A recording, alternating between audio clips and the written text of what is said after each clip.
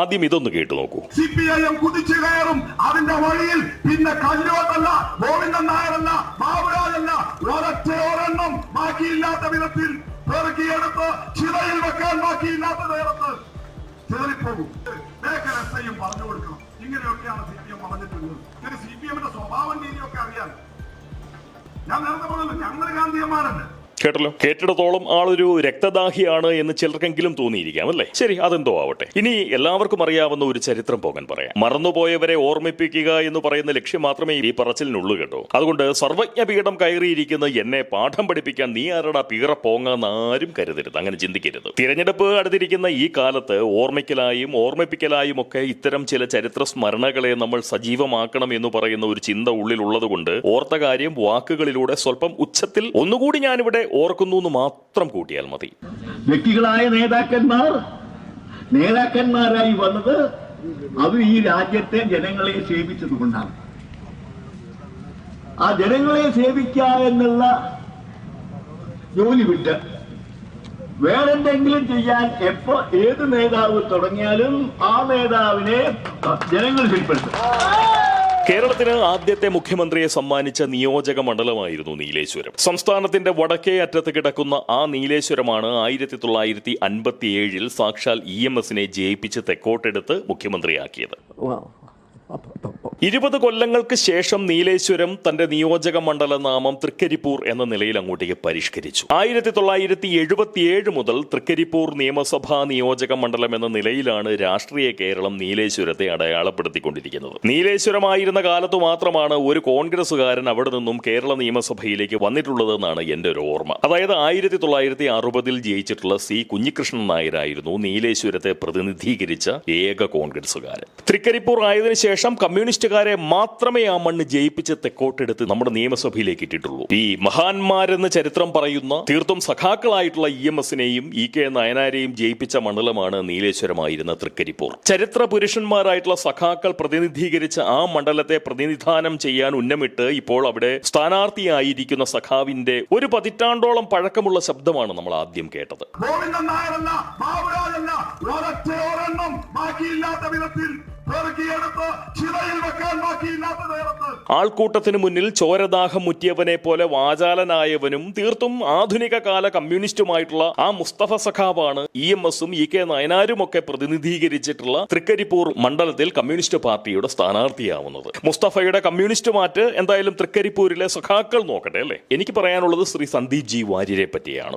എന്തിന്റെ ധീരത ഇപ്പോൾ തുടങ്ങുവിനെല്ലാം നിങ്ങൾ പഠിക്കണം, തയ്യാറാകണം ഇപ്പോൾ തന്നെ ആജ്ഞാശക്തിയായി മാറിയിടാൻ. മുസ്തഫയ്ക്ക് മുഖ്യ എതിരാളിയായി മത്സരിക്കുന്ന സന്ദീപിനെ പറ്റി. സന്ദീപ് G. വാര്യർ ജയിക്കുന്നതാണ് ആ മണ്ഡലത്തിലെ മനുഷ്യർക്ക് കൂടുതൽ പ്രയോജനം ചെയ്യുക എന്ന് പറയുന്ന ഒരു അഭിപ്രായമാണ് തീർച്ചയായിട്ടും ഈ പോകാനുള്ളത് കേട്ടോ. വിളിച്ചാൽ വിളിപ്പുറത്തുണ്ടാവും വാര്യർ എന്ന് പറയുന്ന വിശ്വാസവും എനിക്കൊപ്പമുണ്ട്. അനുഭവമായി തന്നെ ഒപ്പമുണ്ട്, അങ്ങനെ വേണം പറയാൻ. അനുഭവമായി തന്നെ ഒപ്പമുണ്ട്. ഒരിക്കൽ മാത്രമേ ഒരു പൊതുപ്രവർത്തകന്റെ സഹായം തേടേണ്ടതായിട്ടുള്ള ആവശ്യം ജീവിതത്തിൽ ഈ പോകിന് വന്നിട്ടുള്ളൂ. അതും തീർത്തും ന്യായമായിട്ടുള്ള ഒരു ആവശ്യം. അതായത് ഈ റാങ്ക് ലിസ്റ്റിൽ ഒന്നാമതുള്ള ഒരു വ്യക്തിയുടെ അവസരം പിൻവാതിൽ നിയമനത്തിലൂടെ തെറിക്കാൻ സാധ്യതയുണ്ട് എന്ന് പറയുന്ന ഒരു സാഹചര്യം വന്നപ്പോൾ ശ്രീ സന്ദീപിനെയാണ് ഞാൻ വിളിച്ചത്. സന്ദീപ് G. വാര്യരുടെ ഒരൊറ്റ വിളിയിൽ അർഹമായിട്ടുള്ള ആ ജോലി സംരക്ഷിക്കപ്പെട്ടു. അർഹയായിട്ടുള്ള വ്യക്തി തന്നെ അംഗൻവാടി ടീച്ചറായി കുട്ടികളെ ഇന്ന് പരിപാലിക്കുകയും ചെയ്യുന്നുണ്ട്. സത്യത്തിൽ സന്ദീപിനെ ഏതെങ്കിലും നിലയിൽ തിരിച്ചു സഹായിക്കാനുള്ള വലിപ്പം എനിക്കുണ്ട് എന്ന് കണ്ടല്ല ആ മനുഷ്യൻ അത് ചെയ്തത് കേട്ടോ, അങ്ങനെ വേണം പറയാൻ. ഒരു പൊതുപ്രവർത്തകന്റെ കടമയാണ് അത് എന്ന് പറയുന്ന ബോധ്യത്തോടെയാണ് അദ്ദേഹം ആ വിഷയത്തിൽ ഇടപെട്ടത്. അത്തരം മനോഭാവമുള്ള മനുഷ്യരല്ലേ പൊതുപ്രവർത്തകരാവേണ്ടതും അതുപോലെ തന്നെ ജനങ്ങളെ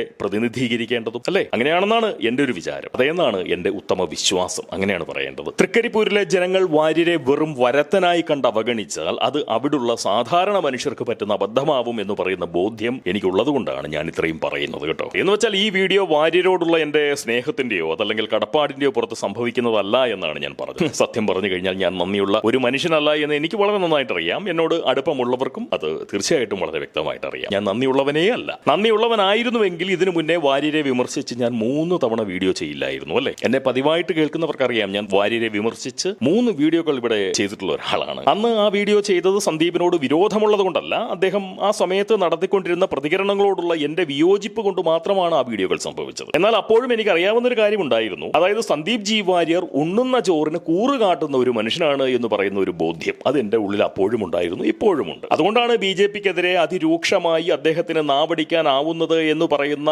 ഒരു ബോധ്യം എന്റെ ഉള്ളിൽ തീർച്ചയായിട്ടും ഉള്ളപ്പോൾ തന്നെയായിരുന്നു ഞാൻ അദ്ദേഹത്തിനെതിരെ വിമർശന ബുദ്ധിയോടുകൂടി സംസാരിച്ചത്. BJPയിൽ നിന്നപ്പോൾ അദ്ദേഹം ആ പ്രസ്ഥാനത്തിന്റെ വളർച്ചയ്ക്കായി അപാരമായ നിലയിൽ നാവാടി. രാഷ്ട്രീയ വൈരികളെ അതിരൂക്ഷമായി വിമർശിച്ചു. എന്നാൽ അവഗണിക്കപ്പെടുന്നു എന്ന് പറയുന്ന ഒരു തോന്നലുണ്ടായപ്പോൾ അദ്ദേഹം അവിടം വിട്ടു. തനിക്ക് ലഭിച്ച അവസരത്തെ പ്രയോജനപ്പെടുത്തി, അല്ലെങ്കിൽ അവസരം തേടി നേടി അദ്ദേഹം. അങ്ങനെ തന്നെ ആയിക്കോട്ടെ, എന്നാൽ എന്താ കുഴപ്പം? അവഗണന സഹിച്ച് കഴിയാൻ അഭിമാനികൾക്ക് സാധിക്കില്ലല്ലോ, അല്ലെ? അഭിമാനമുള്ളവർക്ക് തീർച്ചയായിട്ടും ഞാൻ പറഞ്ഞതിന്റെ പൊരുൾ പിടികിട്ടും. അഭിമാനം ഉണ്ടാവുന്നത് ഒരു കുറവാണ് എന്ന് പറയാൻ എന്തായാലും ഈ പോങ്ങിന് പറ്റില്ല. അതുപോട്ടെ, അതെന്തായാലും ഈ ചോറുകലം മാറിയപ്പോൾ വാര്യരുടെ നാവിന്റെ കൂറും മാറി എന്ന് മാത്രം കണ്ടാൽ മതി. പഴയ ആ പ്രസ്ഥാനത്തെ പരിധിയില്ലാതെ പഴിക്കുന്നതിൽ മര്യാദകേട് തോന്നിയതിനാൽ ഞാൻ അദ്ദേഹത്തെ വിമർശിച്ചു എന്ന് മാത്രം. അതെന്തായാലും അതിജീവിക്കാനും ആ മണ്ണിൽ വേരോട്ടം കിട്ടാനും അതല്ലാതെ മറ്റെന്തായിരുന്നു വാര്യർക്ക് മുന്നിലുള്ള വഴിയല്ലേ? ഒന്ന് ആലോചിച്ച് നോക്കിക്കഴിഞ്ഞാൽ, അല്ലേ? അദ്ദേഹത്തിന്റെ നാവ് തന്നെയാണ് അദ്ദേഹത്തെ നിലനിർത്തിക്കൊണ്ട് പോയതും നിലനിർത്തുന്നതും. ഈ അവഗണിക്കപ്പെട്ട അപമാനിതനായി മാറിയിട്ടുള്ള ഒരു മനുഷ്യന്റെ നാവ് സ്വല്പം വഴിതെറ്റിയാൽ അതിൽ കുറ്റം കാണാൻ നിൽക്കുന്നതാവും ഒരുപക്ഷെ തെറ്റെന്ന് പറയുന്ന